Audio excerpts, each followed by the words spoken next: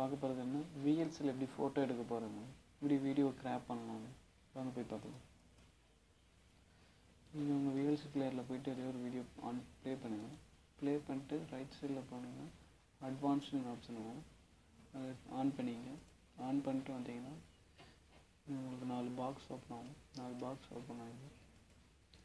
Play பண்ணிகிட்டு இருக்கேன், எனக்கு தனியாக ஒரு இந்த பாட்டு மட்டும் வீடியோ வேணும், நீங்கள் இது கிளிக் பண்ணிங்கன்னா உங்களுக்கு இதிலேருந்து ஸ்டார்ட் ஆகிடும். எது வரைக்கும் உங்களுக்கு வேணுமோ அது வரைக்கும் நீங்கள் தனியாக எடுத்து வச்சுக்கலாம். இப்போ எனக்கு இதோட போதுன்னா தனியாக எனக்கு ஒரு ஃபைல் ஆயிரும்.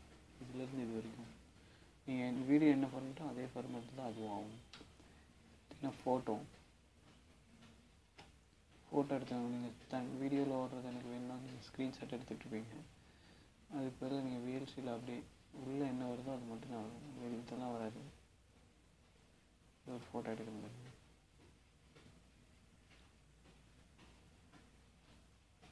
இது மட்டும்தான் உங்களுக்கு வரும். இங்கே என்ன வருதோ அதான் இமேஜாக வரும். வந்து உங்களுக்கு அது இதில் இந்த பாட்டிலேருந்து இந்த பாட் வரைக்கும் உங்களுக்கு ஓடணும்னா இதை கிளிக் பண்ணிட்டீங்கன்னா உங்களுக்கு இதில் ஸ்டார்ட் ஆகி இது வரைக்கும் ஓடணுமோ இதோடு நிறுத்திக்கிறீங்கன்னா இது வரைக்கும் ஓடிட்டு வரும். இதுதான் அந்த ஆப்ஷன். இந்த ஆப்ஷன் பார்த்தீங்கன்னா ஸ்லோ மோஷனில் வரும். நீங்கள் இதை கிளிக் பண்ணிவிட்டு அழுத்தி பிடிச்சிங்கன்னா உங்களுக்கு அப்படியே ஸ்லோ மோஷனில் ஓடிக்கிட்டே இருக்கும். அழுத்தியே பிடிச்சிங்கன்னா அப்படியே ஸ்லோவாக ஓடிட்டுருக்கும். இந்த வீடியோவில் என்னால் அது பண்ண முடியாது.